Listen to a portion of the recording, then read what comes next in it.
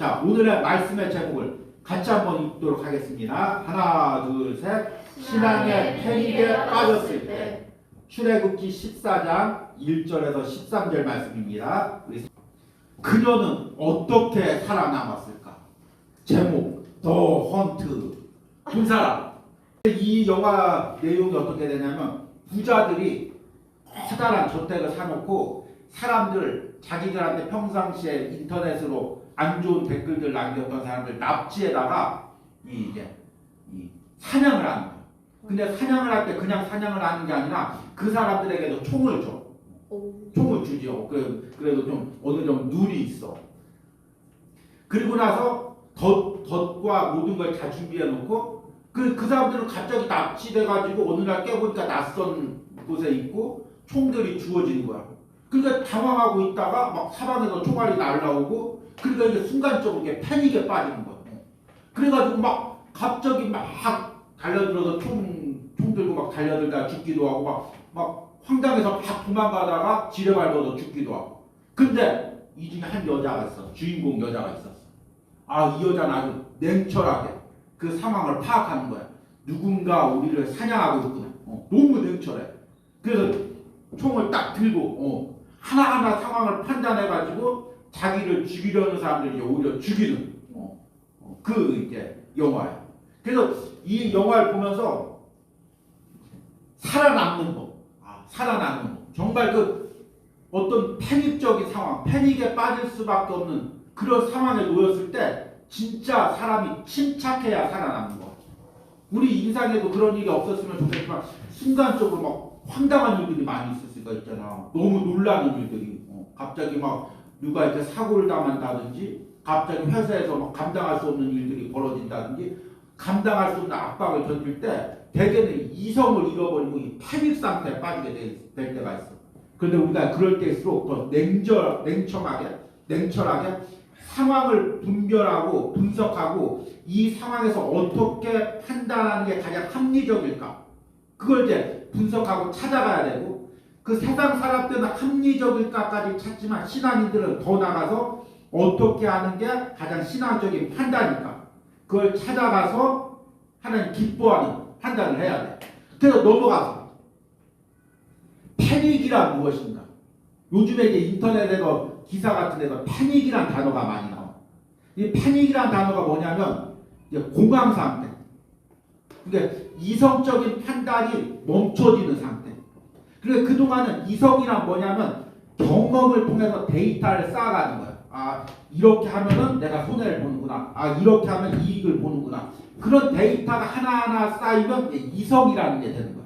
그러니까 이제 이성이라는 단어 말하고 이제 서양에서는 합리적이라는 말하고 이제 같거든. 이게 18세기서부터 합리주의에서부터 생긴 단어인데 이성적 사고라는 것은 이제 경험을 통해서 데이터를 통해서 수학적인 계산을 통해서 이렇게 하면 이제 내게 이익이 되는구나. 이렇게 하면 손해를 보는구나.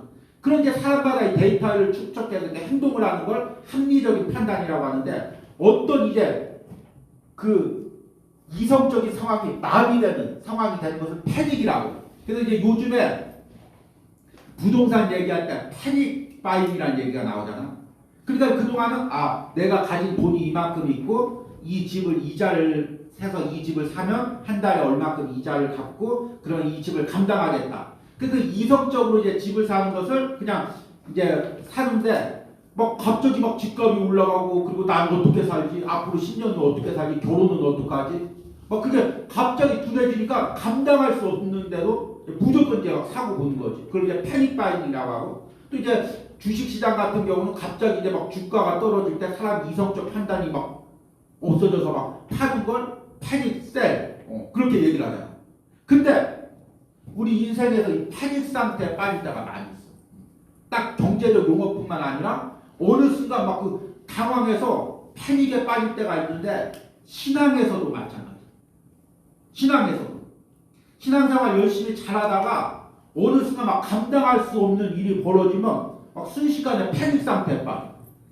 그래서 그동안은 어려운 일이 있으면 어려운 일이 있어도 기도해야 되겠다. 어려운 일이 있어도 말씀 봐야 되겠다. 힘들어도 꼭 예배 나와야 돼. 하나님이 주일 예배 지키는 거 좋아하신다.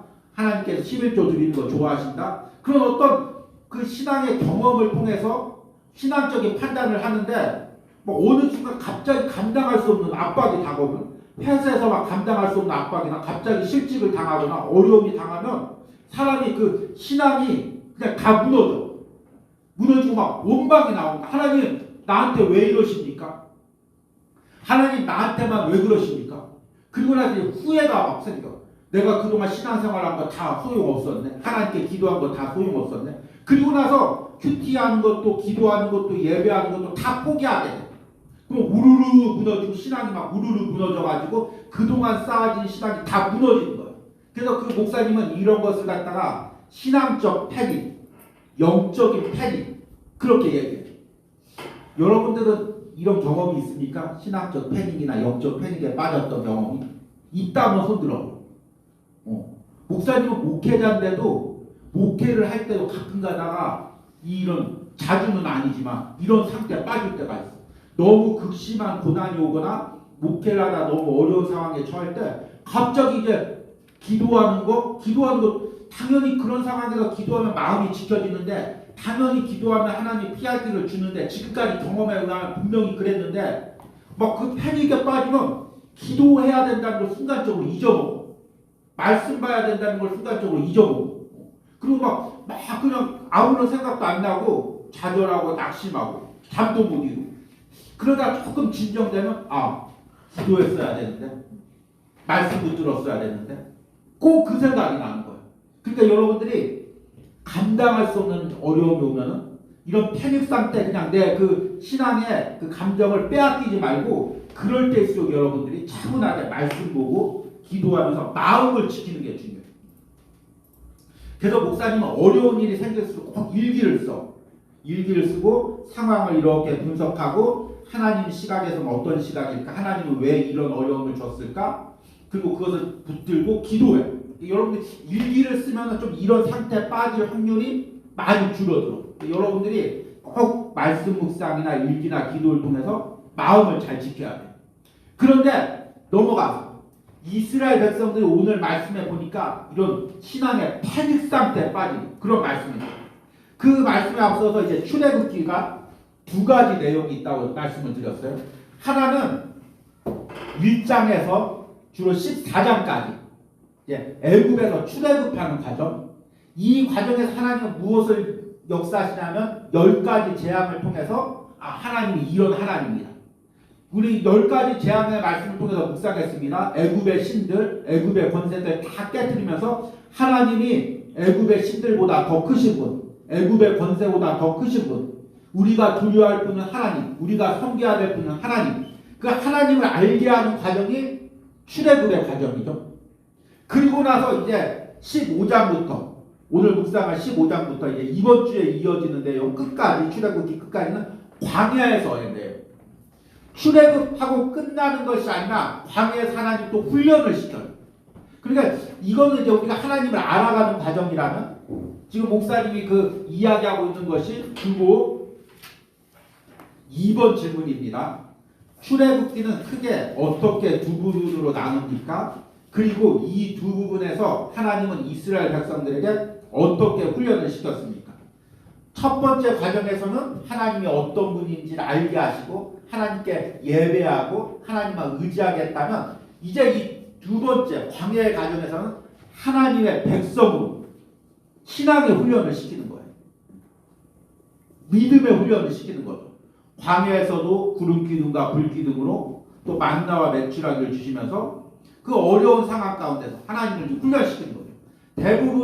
대부분 지금 우리 청년들은 이 광야의 과정, 어느 정도 신앙이 있으니까 광야의 과정을 겪고 있습니다. 직장에서 공부하면서 때론 여러분들이 어려움 당할 때마다 하나님 붙들고 기도하면서 하나님 여러분 믿음을 훈련시키는 성장의 훈련을 시키고 있습니다. 그래서 이 출애굽에서 이 애굽에서 광야로 넘어가는 이 가운데 부분이 어디냐면 오늘 읽은 출애굽기 15장이에요. 출애굽기 14장. 출애굽기 14장에서 15장이에요. 그러니까 애굽에서 나와서 홍해 만나서 건너가는 내용이 14장에서 이제 15장 내용입니다. 그리고 나서 이제 이번 주부터 광야의 삶을 묵상하는 거죠. 그래서 넘어가서 홍해 앞에서 이제 이스라엘 백성들이 오늘 말씀해 보니까 드디어 그 10가지 재앙, 길고 긴 10가지 재앙 속에서 다 끝나고, 그리고 나서 드디어 이제 애굽을 나오게 되고, 그리고 나서 이제 홍해 앞에 섰습니다. 이스라엘 백성들이 애굽에서 탈출할 때 얼마나 기뻤을까요? 몇 년 만에 탈출했다고요? 430년 만에. 원래는 이제 400년이라고 하는데 그 연대수를 이렇게 딱 좀 쉽게 이야기하려고 400년이라고 하고, 그리고 이제 출애굽기에는 정확히 430년이라고 나와 있습니다. 그래서 이 430년 만에 무려 430년 동안 종살이를 하다가 하나님이 10가지 기적을 일으켜서 하나님이 우리 편이 되주셔서 그 애굽의 강한 권세를 깨뜨리고 애굽에서 출애굽을 했습니다. 얼마나 감격했을까요? 얼마나 기뻐했을까요? 여러분들 그 원하던 학교에 합격하거나 원하던 직장에 취직했을 때 얼마나 감격했어요? 유리 얼마나 감격했어? 좋았던 것 같아. 근데 그 감격이 얼마나 갔어? 3일. 이스라엘 백성이 그런 거야. 너무 감격, 하나님 우리를 구원해 주셨구나. 막 감격했는데 애굽을 나가자마자 뭐가 나오냐면 홍해가 나오는 거야. 그리고 홍해를 만나서 어떡하지? 여기 어떻게 건너가지? 하고 있는데 뒤에서 누가 쫓아오냐면 그 자기가 꿈에도 다시 보기 싫었던 애국 군대가 병거를 끌고 군대를 끌고 쫓아오는 거야. 그 이스라엘 백성 상황이 얼마나 갑자기 막 이제 패닉 상태에 빠지는 거지. 그동안은 막 감격하고 들뜨고 있었다가 사람이 이렇게 평상시에 있다가 갑자기 어떤 다운되는 일을 만나면 그래도 조금 별 감정의 변화가 없어. 근데 이렇게 잘 되다가 일이 잘 되다가 막 성공을 하다가 올라가다가 어느 순간 갑자기 어려움을 당하면 내려오는 폭이 더 크잖아. 그러니까 더 충격이 큰 거야. 막 하나님 우리 위해서 10가지 기적을 일으키셨다. 하나님이 나 대학교 합격하게 하셨다. 하나님이 나 이 직장 들어가게 하셨다. 하나님이 나와 함께 하셨다. 딱 직장에 들어갔는데, 딱 대학교에 들어갔는데 갑자기 어려운 일을 딱 만나는 거야. 어떻게 될까? 넘어가서 자, 이스라엘 백성들의 반응이 나옵니다. 10절 말씀 같이 읽어봅시다. 바로가 가까이 올 때 이스라엘 자손이 눈을 들어 본즉 애굽 사람들이 자기들 뒤에서 이른지라. 이스라엘 자손이 심히 두려워하여 여호와께 부르짖고. 첫 번째 반응이 뭐냐면 오늘 영적 패닉에 빠진 거죠. 그 하나님께 기적을 찬송하면서 나오다가 앞에 홍해가 다시 생기고 뒤에서 애굽 군대가 쫓아오고 오도 가도 못하고 앞으로 가려고 하니까 홍해가 있고 뒤로 가려니까 애굽 군대가 쫓아오고. 그러니까 막 갑자기 막 사람이 이 오도 가도 못하게 되니까 공황 상태에 빠진 거예요. 어떡하지? 그러니까 이스라엘 자손이 심히 두려워요. 그냥 두려워하는 게 아니라 심히 두려워요. 그 두려움이 막 극심한 상태에 온 거지. 그러니까 여러분들 막 그 놀이동산에서 바이킹 타거나 아니면 그 자이드로 딱 떨어지듯이 갑자기 어떡하지? 내 인생 망했네. 우리 다 죽었네. 나만 죽는 게 아니라 끌고 나왔던 우리 아내, 우리 자녀들 여기서 다 죽네. 뭐 갑자기 이제 이 모든 하나님 그동안 신뢰했던 거, 10가지 기적을 베풀어 줬던 거, 지금까지 내 인생에 함께했던 거 다 잊어버리고 갑자기 막 두려움이 엄습해 오는 거예요. 이스라엘 백성의 반응이 패닉 상태 반응이에요. 두 번째, 그들이 또 모세에게 이르되 애굽에 매장지가 없어서 당신이 우리를 이끌어내어 이 광야에서 죽게 하느냐? 어찌하여 당신이 우리를 애굽에서 이끌어내어 우리에게 이같이 하느냐? 무슨 말이죠? 원망의 대상을 찾는 거지. 상규가 그 나눔한 것처럼 이 사람이 어떤 막 극도의 어려움의 상황에 처하면 원망의 대상을 찾아. 하나님을 원망하지. 하나님은 멀리 있을 때 옆에 있는 사람. 목사님이 하라는 대로 나 예배 잘 드리고 신앙생활 잘했는데 예배 드리기 위해서 결단했는데 목사님 말 들어서 이렇게 됐습니다. 우리 리더 말 들어서 이렇게 됐습니다. 누구 말 들어서 이렇게 됐습니다. 이 옆에 사람에 대해서 이렇게 됐습니다. 사람이 이 극도로 이 코너에 몰리면 누군가를 원망할 대상을 찾아. 그래서 부부가 이제 결혼하면 여러분 이걸 잘 깨달아야 되는데 결혼을 하잖아. 그럼 가정생활 하다가 어려운 일을 당할 수가 있잖아. 그러면 그때 나오는 증상이 뭐냐? 부부가 서로를 원망하는 거야. 당신 때문에 이렇게 됐잖아. 당신이 이 집 어쩌고 해서 이렇게 됐잖아. 그리고 이제 극도로 이제 갈등이 생기고 어려운 일을 당해. 그러니까 사실은 여러분들이 결혼을 해서 항상 평안해야 되지만 어려운 일이 없을 수가 없잖아. 그때 서로를 원망하기보다 함께 기도하는 법을 지금부터 훈련을 해야 돼. 그런데 이스라엘 백성이 원망을 해. 세 번째 반응 12절에 우리가 애굽에서 당신에게 이른 말이 이것이 아니냐. 이르기를 우리를 내버려두라. 우리가 애굽 사람을 섬길 것이냐 하지 아니하더냐. 우리가 그냥 애굽에서 종살이 했으면 이런 어려움 없었는데 괜히 당신 말 따라 출애굽했다가 신앙생활 했다가 예배 드린다고 했다가 신앙 좋은 사명 감당한다고 했다가 이 어려움 당한 거 아니냐. 신앙의 후회. 세 번째는 후회를 하는 거지. 내가 왜 이랬을까? 나도 그냥 남들처럼 예배 안 드리고 내 인생에서 공부나 잘할 거. 그런 마음이 드는 거지. 그리고 마지막 네 번째, 애굽 사람을 섬기는 것이 광야에서 죽는 것보다 낫겠노라. 하나님이 이스라엘 백성을 광야에서 죽일까 안 죽이실까? 안 죽이시지. 하나님이 끝까지 함께 하시지. 앞길을 함께 하시지. 그런데 네 번째 상태는 절망적인 상태예요. 이제 내 인생 끝났다. 내 앞길 다 망했다. 하나님이 나와 함께 하시지 않는다. 그러니까 패닉 상태에 빠지고 원망 상태에 빠지고 후회 상태에 빠지고 절망 상태에 빠지고 그런 이제 복합적인 감정이 휩쓸고 들어가는 거예요. 이게 이제 영적인 패닉 상태지. 신앙의 패닉 상태. 우리 청년들이 자주 빠지는 때로는 감당할 수 없는 일 앞에 실패 앞에 우리가 이런 마음들 가질 때가 많이 있어요. 그런데 넘어가서 그러면 하나님은 왜 그들을 그런 상태에 빠지게 했을까? 목사님이 이 말씀을 묵상하다 놀라운 사실을 깨달았어요. 한번 오늘 말씀 1절부터 읽어봐요. 같이 한번 읽습니다. 여호와께서 모세에게 말씀하여 이르시되 이스라엘 자손에게 명하여 돌이켜 바다와 믹돌 사이에 비아이로다 곧 바알스본 맞은편 바닷가에 장막을 치게 하라. 바로가 이스라엘 자손에 대하여 말하기를 그들이 그 땅에서 멀리 떠나 광야에 갇힌 바 되었다 하리라. 여기까지. 그러니까 잘 읽어봐. 1절에서 3절까지. 뭐를 깨달아요? 이스라엘 백성들이 그 홍해 앞에서 갇히게 된 게 누가 명령해서 그렇게 된 거냐면 하나님이 모세에게 야, 너희 홍해 앞으로 가라. 이제 이스라엘 백성들이 출애굽 하겠죠? 그러면 이제 어느 쪽으로 가서 가나안 땅을 가야 될지 하나님께 묻겠죠? 하나님이 야, 홍해에 있는 쪽으로 가라. 그 하나님 지금 명령한 거예요. 그게 모세가 이스라엘 백성들을 이끌고 그 홍해 쪽으로 가는 거죠. 근데 오늘 보니까는 바다와 믹돌 사이에 비아이로다 곧 바알스본 맞은편 바닷가에 장막을 치라. 그리고 3절 말씀 보니까 그들이 그 땅에서 멀리 떠나 광야에서 갇힌 바 되리.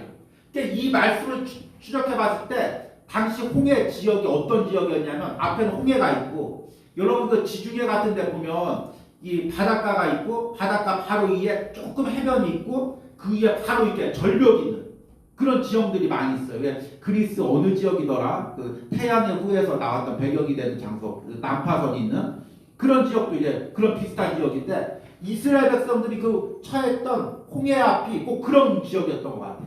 그러니까 그 절벽이 있는 사이에 좁은 길이 있고 그 길로 나가면 해변이 나오고 홍해 앞이 나오고 이스라엘 백성들이 이제 바닷가에 진을 쳤는데 그 좁은 길 사이로 애국 군대가 쳐들어오는 거죠. 그러니까 이스라엘 백성들이 이 바닷가 좌우로 갈 수가 없어요. 다 그 절벽들이 있기 때문에 앞에는 바닷가고 뒤에는 좁은 길이 있는데 거기는 애국 군대가 쫓아오고 그러니까 광야에서 갇힌 바 되었다. 그러니까 완전 갇힌 상태가 된 거예요. 근데 그걸 누가 만들었냐면 하나님이 그렇게 만드신 거예요. 와, 하나님 왜 그렇게 하셨을까? 나에게 왜 그러셨어요? 왜 그러셨을까? 4절 말씀 보니까 내가 바로의 마음을 완악하게 하지. 그 이스라엘 백성을 놓아줬던 바로의 마음을 다시 완악하게 하신 거예요. 하나님이 또. 그리고 나서 바로가 그들 뒤를 따르니 바로가 군대를 가지고 쫓아오는 것도 하나님이 하신 거라고. 그와 그의 온 군대로 말미암아 영광을 얻어 애굽 사람들이 나를 여호와인 줄 알게 하리라 하시네. 근데 그 사건을 통해서 하나님의 역사를 이루기 위해서 이스라엘 백성들 광야에 갇힌 상태가 되도록 오도 가도 못하는 상태로 빠지도록 하나님께서 그렇게 역사하셨다는 거예요. 여러분들 때로는 직장에서 내가 왜 이런 상태에 빠져있지? 왜 이런 상사를 만났지? 왜 이런 일을 하고 있지? 여러분 공부하면서도 내가 왜 시험에 이렇게 실패했지? 왜 이렇게 어려운 일을 당하고 있지? 그런데 그것조차도 하나님이 하신 거라고. 왜 그랬을까? 하나님이 거기서 나를 훈련시키는 거예요. 믿음의 훈련을 시키는 거예요. 이스라엘 백성들이 만약 이 상태에서 그냥 그대로 가나안 땅으로 들어갔다면 이스라엘 백성들이 어땠을까요? 우와, 나 우리 믿음이 너무 좋아. 우리 그 애굽에서도 하나님 잘 섬기고 가나안 땅까지 가고 믿음 생활은 나처럼 해야지. 다른 사람들 보고 판단하겠죠. 야, 너희들 그렇게 하니까 고난당하는 거야. 나처럼 믿음 생활 해봐. 얼마나 교만하고 자신의 신앙생활은 조금밖에 안 되는데 자신의 신앙생활은 이만큼 높은 줄 생각하고 얼마나 자랑하겠어요. 그쵸? 그런데 하나님께서 이 광야에서 홍해 앞에서 이스라엘 백성들의 실체를 보게 한 거예요. 야, 너희들 신앙 좋다고 자랑하지 10가지 기적 경험했다고 너 하나님 잘 섬겼다고 자랑하지 너희 한번 홍해 앞에 서봐봐. 뒤에서 애국 군대가 한번 쳐들어와봐. 이게 너희들 신앙 상황이야. 여러분 물이 있어요. 근데 이 물에서 흔들어. 그럼 뭐가 나와? 밑바닥에 가라앉힌 게 나오겠죠. 그죠? 뜨겠죠? 근데 여러분들이 고난을 당해 하나님께 흔들면 뭐가 나와? QR코드가 나와? 너무 미치겠다. 흔들면 뭐가 나와? 밑바닥이 나와. 여러분 내가 신앙 좋은 거 같잖아. 나는 하나님 어떤 고난이 있어도 하나님 잘 섬기겠어요. 결심하잖아. 하나님 흔들잖아. 밑바닥이 나와. 밑바닥에 뭐가 나와? 아까 그거 영적 공황 상태. 하나님 원망하는 마음. 후회하는 마음. 절망하는 마음. 온갖 내 옛자들. 하나님 믿지 못하는 그 마음들. 여러분들이 직장에서 고난당할 때 공부하다가 실패했을 때 가정에서 어려움 당했을 때 뭐가 나와? 여러분 밑바닥이 나오는 거야. 근데 하나님이 그 밑바닥을 보게 하는 거야. 야, 네 안에 깔려있는 게 이거다. 네 안에 있는 불신앙이 바로 이거다. 이게 변화받아야 하나님의 자녀가 된다. 이게 변화받아야 내가 너를 사용한다. 그걸 보고 변화시키게 하기 위해서 하나님께서 일부러 갇힌 상태로 만드는 거예요. 흔드는 거예요. 그러면 이게 나오는 거지. 그러면 그거를 보고 기도하고 변화받을 수가 있잖아. 근데 이게 가라앉아 있으면 몰라 나도. 야, 내가 이제 많이 변화됐어. 인격도 아주 좋아. 신앙도 너무 좋아졌어. 그렇게 생각하고 쭉 갈 거 아니야. 근데 여러분 막 직장에서 극심한 고난을 당해봐. 막 상사는 위에서 계속 쪼고 일은 막 계속 쫓겨오고 막 그래봐. 막 그러면 으악 터지는 거지. 시험 공부하다 한 번 떨어지고 두 번 떨어지고 으악 터지는 거야. 그 밑바닥에 나와 있는 그 원망과 불신들이 막 터져 나오는 거지. 근데 그때 그걸 가지고 하나님을 만나야 돼. 하나님, 내가 이것밖에 안 됩니다. 나는 내가 신앙이 좋은 줄 알았는데 막상 고난 당하니까 어려움 당하니까 제가 이것밖에 안 됐네요. 하나님, 나 불쌍히 여겨주시고 지금 하나님 이 모든 상황으로 나 훈련시키는 줄 믿습니다. 하나님 원망하지 않고 의심하지 않고 끝까지 믿음으로 걸어가게 하여 주시옵소서. 그렇게 기도하고 마음을 지켜야 돼요. 지금 여러분들이 그런 상태에 있는 거예요. 넘어가서 결론으로. 내가 경험하고 있는 홍해는 중요한 건 이스라엘 백성들이 홍해를 만났다는 게 중요한 게 아니라 이스라엘 백성들이 홍해를 건넜다는 게 중요한 게 아니라 지금 내가 만나고 있는 홍해가 무엇인지 지금 내 뒤에서 쫓아오고 있는 애국 군대가 무엇인지 그걸 말씀 가운데 깨달아야 돼요. 그리고 그 상황 가운데서 하나님이 나를 흔들고 있는데 뭐가 올라오고 있는지 지금 뭐가 올라오고 있어요. 내 밑바닥에서 뭐가 올라오고 있는지 그걸 발견하고 그걸 하나님께 기도하고 변화받아야 돼요. 그렇지 않으면 이 홍해에서 만나서 홍해를 건너간 경험이 여러분들에게 아무런 유익이 없어요. 여러분이 그 홍해 앞에서 하나님께 부르짖고 변화받아야 그래야 여러분들이 그게 유익이 되는 거예요. 이스라엘 백성이 홍해를 건너가고 광야를 건너갔는데 홍해에서 했던 반응들이 광야에서 그대로 나와요. 먹을 게 없어서 또 똑같이 나와요. 애굽에 매장지가 없어서 우리를 여기서 죽게 하느냐. 모세 원망과 하나님의 원망. 먹을 게 없으면 또 똑같이 가요. 애굽에 매장지가 없어서 우리 이렇게 했느냐. 또 가나안 땅에서 큰 군대를 만나면 똑같이 애굽에 매장지가 없어서 이렇게 했느냐.